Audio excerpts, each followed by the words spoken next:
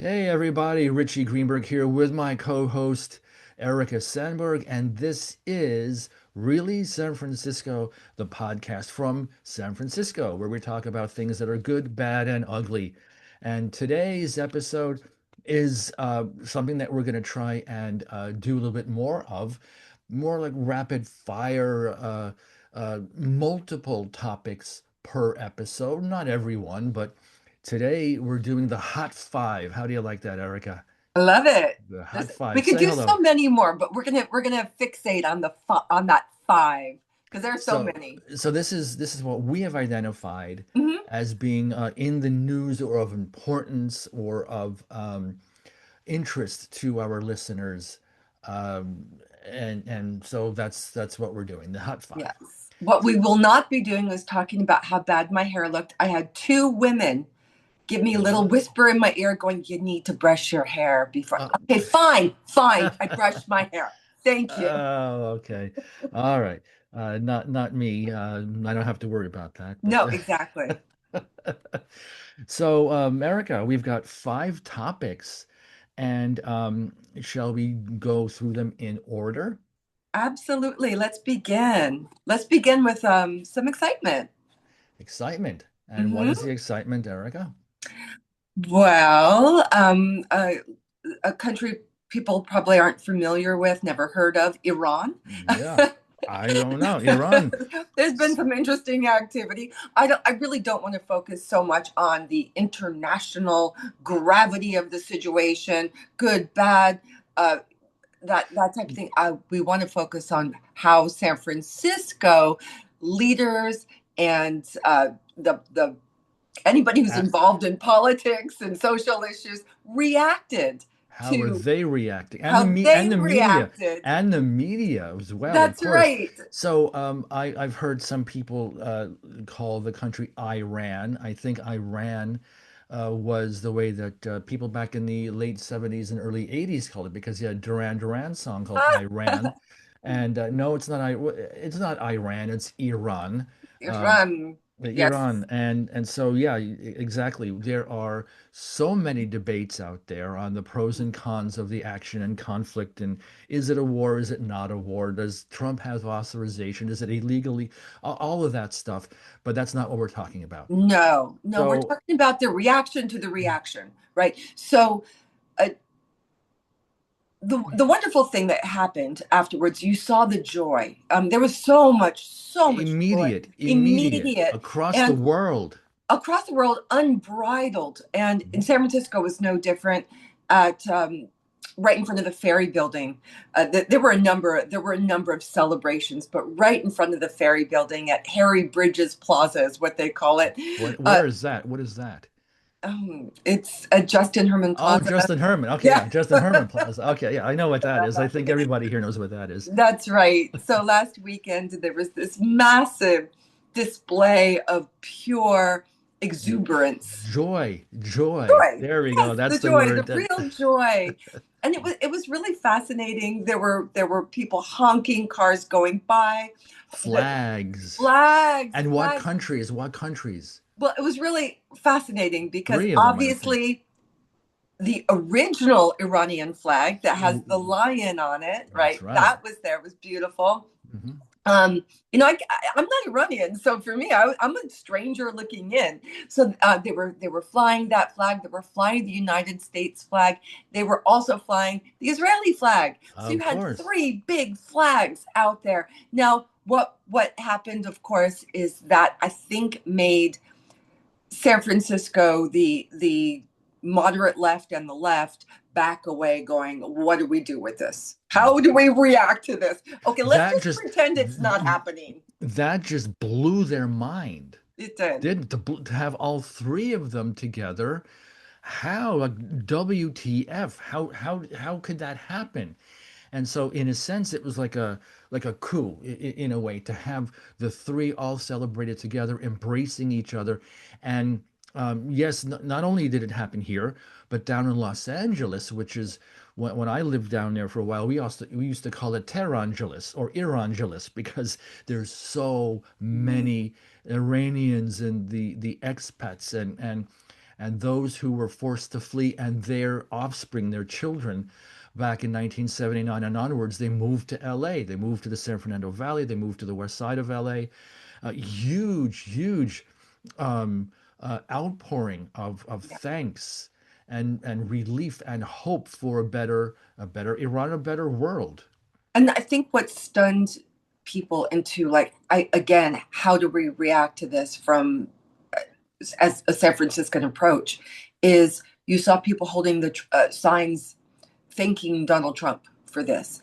I mean, that really put people off. And I think what's important here, why this became the top of our hot five, is this is kind of a call to action, I believe, for people to say, lay down your political affiliations and your gut reaction to parties and political figures that you don't like, and allow yourself to take part in that thrill, excitement. People were crying, they were on their knees, they were Mhm, hugging each other. Allow yourself to say, thumbs mhm. up, This is a congratulations. good thing. It's a So good also thing. in New York they were celebrating, around the world, and actually most importantly in Iran itself, in Tehran, we saw a video of people that were just the immediate outpouring of crying and joy. It was a little surreal to have Yeah.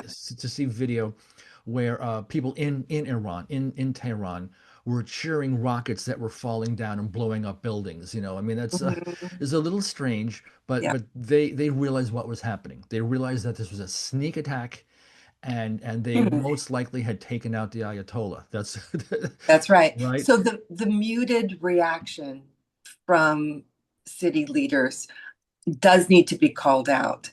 Let encourage the people who will say just about anything. Mhm, They'll talk about Palestine. They'll talk about events around the world. Venezuela. Where mhm, are you with this? So mhm. come on. Let yourself be joyful too. This is a really great time to embrace the Iranian community, who could not be happier at this moment. Or just shut up and don't say anything, Well, rather this than is pretty much what they've right, done. right, But rather than having to now throw uh, throw some water on this the joy, and that which is what's important. Yeah, Yeah, yeah. and speaking of the joy, the funny thing is that you would actually see, if you go online and you go on Twitter, and you see these, some of the most beautiful women you've ever seen in your entire life, basically Yeah. shed down to just about nothing, and Mhm. dance like it's going out of style. And it was such a gorgeous thing. So I Yep. say, gorgeous women, you get out there and you take off your clothes. Love it. All right. So um, what's next? the What do we have on next, in the now this top is, the top five, the yeah. hot five? What's number two? Parcel tax. Muni's pitching a parcel tax to raise Yeah. funds for Yeah. or I And mean, and for, that's a headline. That's a headline in one of the local newspapers here. Mhm. Mayor Lurie, and I think also Scott Wiener is trying to take some of the limelight from Lurie. The two of them, at least, they see a problem. Well, there's lots of problems. They are looking at a specific problem here in the Bay Area and in the city, where there's a shortfall, of course, as we know, in budgets. But this is talking specifically about the transportation, about Muni, the Mhm. buses, the Muni train light rail, and how And the do cable they, car. and the cable car. There you go, Muni, right? So how do they handle a shortfall? Well, I could see three possibilities. One would be to make service cuts or some other spending cuts, so that way they can deal with the budget that they have. Number two is to uh, look at where's the waste, where's all the irresponsible spending and irresponsible just everything, right, to bring down their costs. Or number three, a combination of both. So what we've got here is the headline here from Mayor Lurie. He's charging the charge for muni funding parcel tax, which means that from his standpoint, from Scott Wiener's standpoint, and everyone else that's going to go along with them, they don't want to cut anything. They don't want to examine where are they spending too much money, where's all the waste or fraud or excess, and instead make the property owners have to pay more with a a parcel tax. That is Parcel tax correct. is homeowners and others.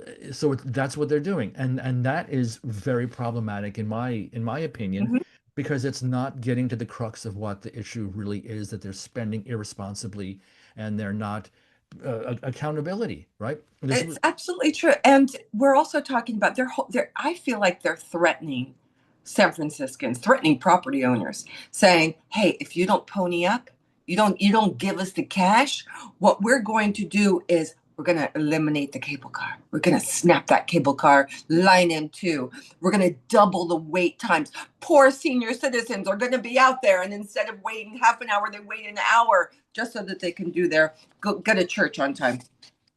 so Um, what's the proposal here? I'm seeing here yeah, how much is it they're looking to single make. family property. So if you have a single family home, it's Mhm. going to be $129 tacked onto your bill on an annual basis. If you have a multi-family unit, you're going to owe $249. And owners of non-residential parcels would have to shell out just about $800 on an annual basis. Now, do we know how that's calculated? In other words, is that just for the one square, the footage of the footprint of a commercial building, or is it by 100 feet, or do we know, is that just a I one-time don't thing? know. I mean, Yeah. these are just the numbers that they threw out. These are All per. right. So it could be a mansion in Pacific Heights or a Laurel Village, or it could be one of the earthquake shacks that was built 1907. That's 300 square feet. So Yeah, as yeah. far as So I that know, that's it's a flat. but basically, this is one of the critiques that I've had about City Hall, and including the mayor, is that he ran on a platform of accountability. He kept Yeah. talking over and over. He campaigned on the promise he made to San Franciscans and to voters, and also at his speeches that he's had since then, including the inauguration speech where he talks about how he was going to be bringing in the heads of the different departments, and he's going to ask, what did you do this week? What can we do to be more efficient and accountability? And it seems to me that he has abandoned that, at least in this aspect, in terms of Muni. This is a big thumbs down. This is a big thumbs down to me. And I think to you also, which is instead of putting it back on San Franciscans, property owners, figure it out. Mhm. Figure out the funding. Figure out how you can make those the get back into the black instead of deep into the red. You can do it, right? It's you've Mhm. got to create better efficiencies. That's all we want, right? And I certainly really take umbrage in this whole uh, Mhm. if you don't give us the money, then we're going to make you all suffer. How dare you? I think that's Mhm. really, really offensive.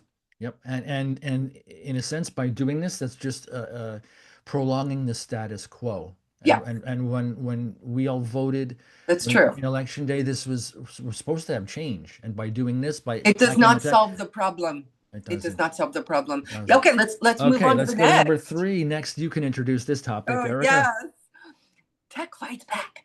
Tech fights back. Fights back. So that would imply that there is something happening against tech, and tech is now fighting back. Oh gosh, is there possibly something going on against tech? Most people make their money in this amazing city in the technology sector. So you've got millionaires and billionaires, people who've created these amazing jobs for thousands of people, right? And they get constantly, their hand constantly gets slapped, Mhm. including this whole ridiculous wealth tax, that 5%.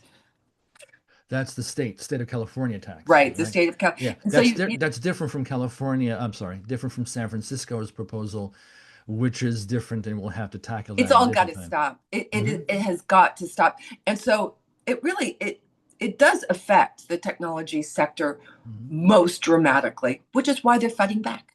They don't Hmm. want to leave. By and large, people would like to be able to stay in California, in San Francisco, in Silicon Valley. They don't want to be frightened and scared and pushed around. So I went to this amazing event last night put on by Gary Tan. And essentially, it is a hey, listen, we got to come together. We have got to figure this thing out. And we've got to elect people who are with us, are going to stand with us, and are going to say, we will fight for you. We will fight for your ability to stay in San Francisco and to have other startups be here. Mhm. Right. And it was just a really kind of an amazing event. And there was an introduction, first of all. The mayor of San Jose, Matt Mahan, Matt Mahan, yeah. was there, Mm. and he really voiced his support. And of course, he's running for California governor. And Yeah, yeah. so, right, so gave his pitch for that. Ro Khanna, who is he's running for reelection in the U.S. House of Representatives, and he's been a real thorn in the side of the technology industry. Hmm. Um, why? Right? Because of course he's all into that whole billionaire's tax. Yep, And he has slid more and more left. He's oh, now, oh, can I, listen to him. if I throw this in, so this is part of the whole farthest left-wing Marxist destructive jealousy mentality that a lot of people here in San Francisco and the Bay Area have, that okay, we want you to stay here. This is like they're talking about the rich, the tech people, right? The tech CEOs, the successful tech CEOs. We want you to stay here. We want you to provide the jobs. We want you to have your employees in your businesses, in your offices here, frequent the cafes and the restaurants. We want you to do all of that, but we don't want you to make so much money. This is the attitude. We don't want you to be having such a high salary.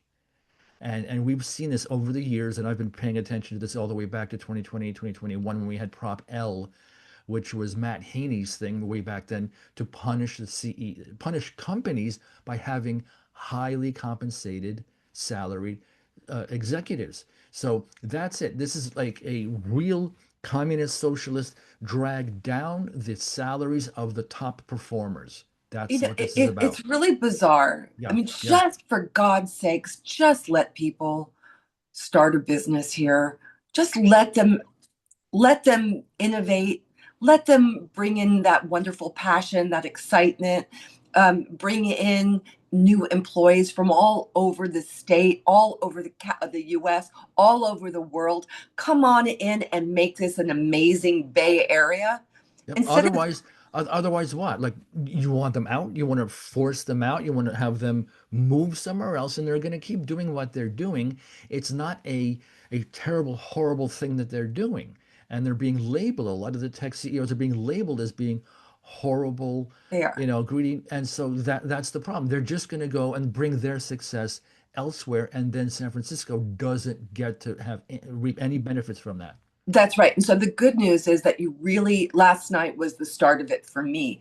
I really started to see a renewed energy, a real like coming together moment. Like this is it, which I think should scare the living daylights out of anybody who's pushing for these ridiculous laws Hmm. that are going to make more and more wealthy people leave. We don't want them to leave.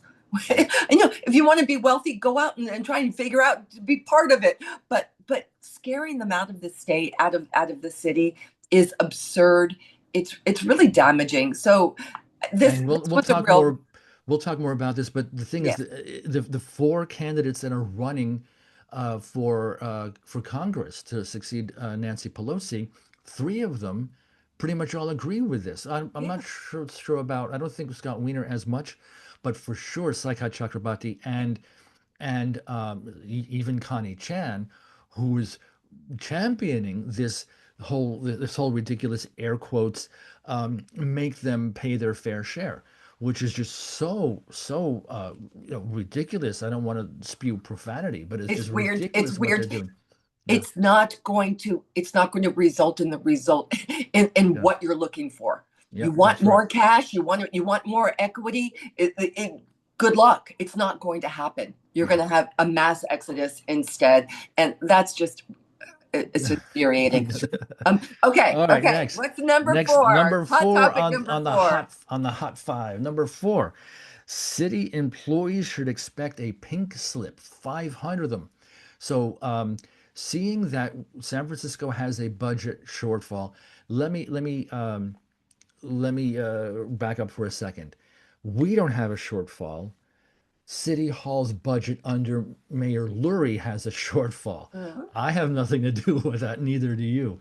Because if you and I were around, we would have a surplus and we would have big joy from City Hall and we would have a much leaner government. We'd probably have 35 to 50% less number of employees that are even working in the city, and we would have a budget deficit, not a deficit, we'd have a surplus, and everything would be great. But no. So, because again, going back to the other topics, the Muni tax, parcel tax, Mayor Lurie sees and he knows that there is a budget deficit. They're spending more money than they're bringing in. So, along with this ballot measure that they want to tack on for parcel tax, he's going to be uh, firing 500 city employees.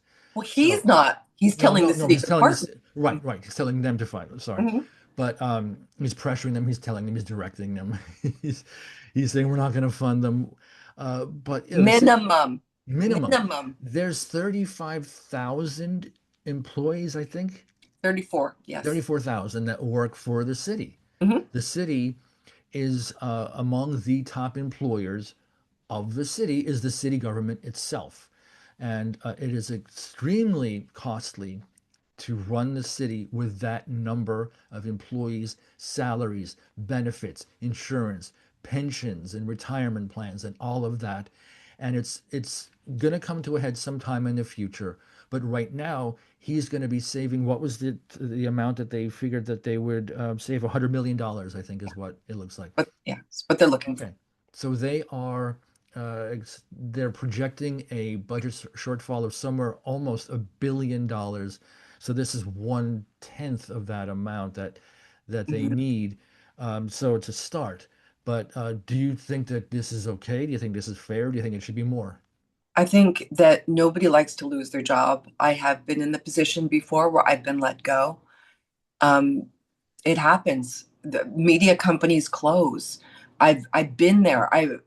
It is an agonizing decision that an employer has to make. It's horrible for the employee, and yet this is a budget that needs to pencil out, and it's not penciling out. So Right. hard decisions absolutely must be made. And you and I, we can sound sort of gleeful, like, woohoo, get rid of those 500. And in some Mm. ways, okay, fine. In some ways, if I'm truthful, yes, I am happy about that because I loathe waste.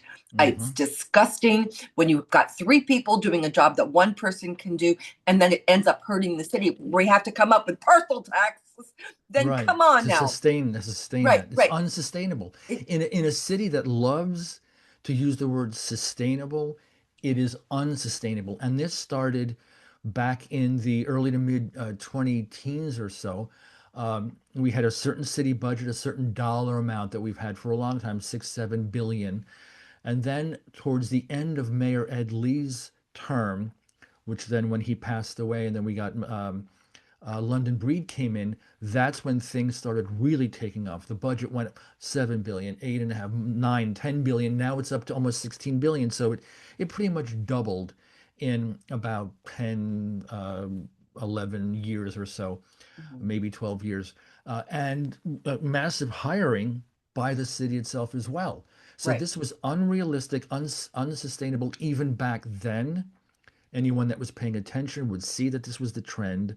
So when you get to the point that like we just can't do this anymore, it is unfortunate that so many people were hired, as you said, to do jobs when they didn't really need that. And we're finding this out now, and the dust is going to settle, and it's going to be kind of painful. I mean, just let's just look at a specific city department on its own, right? The newest city department that we actually have is the Department of homelessness or HSH. I always Yeah. get that wrong. Homelessness and supportive services. Hmm. Um, it's Housing, only supportive housing. supportive housing. Thank Yeah, you. yeah, it's okay. Um, There's so many it three-letter should roll off agencies. my tongue. Another Uh, one of those the three-letter agencies. yeah, Yeah, yeah. So they have a massive budget. they have a massive budget, and it didn't used to be. We didn't used to have this department. That Hmm. meant all those city employees never were there. They were in other departments doing other things, with working on the so-called homelessness issue, right? So why not This is just just slash the entire department? Go back to right. what it was, Yeah, this is part right? of that whole That problem of having an issue, exacerbating it, then creating a department or an agency to deal with it, then get more funding either from the federal, the state, or local taxes or something to now fund that when it could have just been dealt with at the beginning in the first place. That's right. So we end up having, I mean, I believe their annual budget is well over $1 billion. I think it A was a billion billion. nine. Yeah. Yeah. Yep. Don't quote me on that, No. but No. it's around those Yeah. that figure. And that was a department that, again, was it necessary? What Yeah. rate of a job are we doing? Do you see a big improvement in homelessness on our streets and our No. street conditions? No, no. So No. let's go back to the beginning.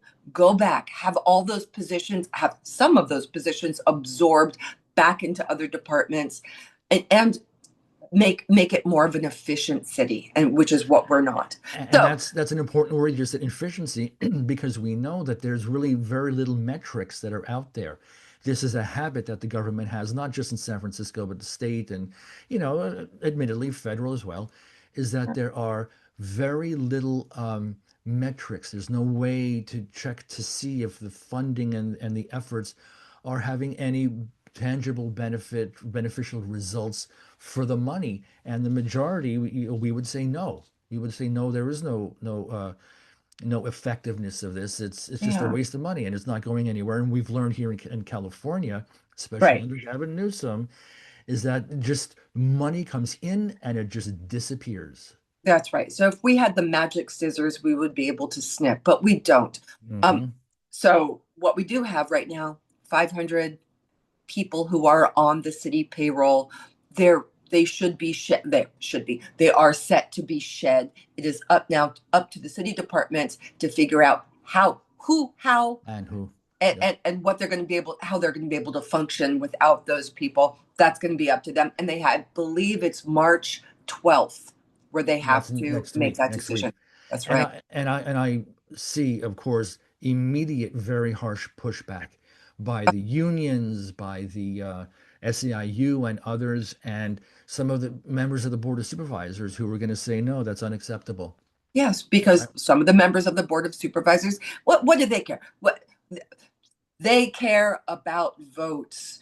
Hmm. If a union is going to help them either get elected or stay in power, then that's going to be where they turn their attention. That's right. Yeah, So, yeah, yeah, is it for the good of the city? No. Is it for the good of San Franciscans? No, it's good for them. yeah. So sorry, that is how it is. Right. And yeah. So okay, what's the last Okay, one? and the last item on our hot five for the week is a Supreme Court decision that came down a few days ago, which is making the liberals cry. Parental rights. Oh my God, how did this happen? How did parents lose their rights to what their children, the best for their children? This is what I find is one of the most horrific and despicable things out there, among others. But there is the undeniable bond between a parent and their child, the responsibility, the love, the everything, right? I mean, Yes. what do you think, Erica? I mean, about your child, right?